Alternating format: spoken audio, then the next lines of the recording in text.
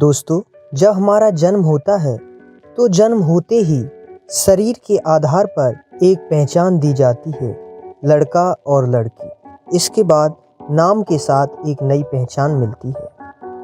इसके पश्चात जब हम और बड़े होते हैं तो हमारी पहचान हमारे पेशे से जुड़ जाती है, डॉक्टर, इंजीनियर, ड्राइवर आदि। और फिर कहते हैं अमीर गरीब, काला गोरा, हिंदू मुस्लिम, ठाकुर ब्राह्मण आदि। कहने का भाव यह है कि जन्म के ही साथ हमें पहचान मिलना शुरू होती है और फिर धर्म, जाति, पेशे आदि से हमारी पहचान होती और बदलती रहती है। जैसे कोई धर्म या पेशा बदल ले तो उसकी पहचान बदल फिर दूसरी हो जाएगी, पर कभी भी हमें हमारी सच्ची पहचान नहीं मिली। उसका कारण भी है, ये सारी पहचान हमें विनाशी तथ्यों पर दी गई हैं। इसलिए तथ्यों के बदलने या खत्म होने पर हमारी पहचान भी बदलती या शरीर के साथ खत्म हो जाती है। कह दिया जाता है वो खत्म हो गया, पर क्या कुछ ऐसा भी है जो खत्म नहीं हुआ, जिसके प्रवेश होने पर ही जीवन शुरू हुआ और उसके निकलते ही खत्म हो गया? दोस्तों, हम में से कुछ लोग इस बात को मानते हैं कि आत्मा है, पर आत्मा क्या है, कहाँ रहती है, इसका यथार्थ परिचय नहीं जानते। इसीलिए सर्वप्रथम परमात्मा ने इस धरती पर आकर हमें हमारी सही पहचान बताई।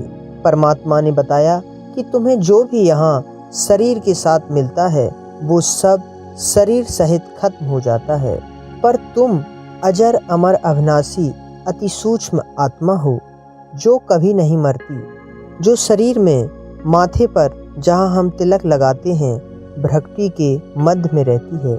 सूक्ष्म चीज़ों को हम आधुनिक उपकरणों द्वारा देख पाते हैं, पर आत्मा इतनी अति सूक्ष्म है कि इसे ना तो इन आँखों द्वारा ना ही किसी उपकरणों की सहायता से देखा जा सकता है।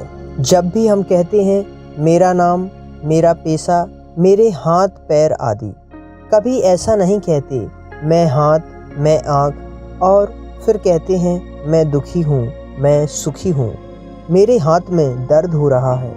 इन बातों से सिद्ध होता है कि शरीर द्वारा आत्मा कर्म करती है और सुख दुख का अनुभव भी आत्मा ही करती है।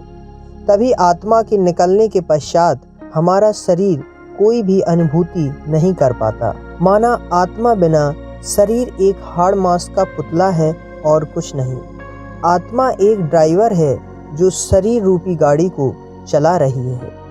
परमात्मा ने हमें बताया है कि आत्मा की 3 मुख्य शक्तियाँ होती हैं जिनके आधार पर आत्मा बनी है: मन, बुद्धि और संस्कार। पहली शक्ति है मन, जहाँ विचार उत्पन्न होते हैं। दूसरी शक्ति है बुद्धि, जो उन विचारों पर कर्म करने के लिए निर्णय करती है। तीसरी शक्ति है संस्कार, जिसे हम आदत भी कहते हैं, जो लगातार किए गए कर्म की वजह से अच्छे व बुरे संस्कार बन जाते हैं। परमात्मा ने इस धरती पर आकर सर्वप्रथम 7 पाठ पढ़ाए, 7 लेसन, जिन्हें 7 दिनों का कोर्स भी कहते हैं। उन 7 पाठों में पहला पाठ है आत्मा का परिचय, जो मैंने आपसे साझा किया। आगे 6 पाठ और भी हैं जिन्हें आप जरूर सुनना चाहेंगे। ओम शांति।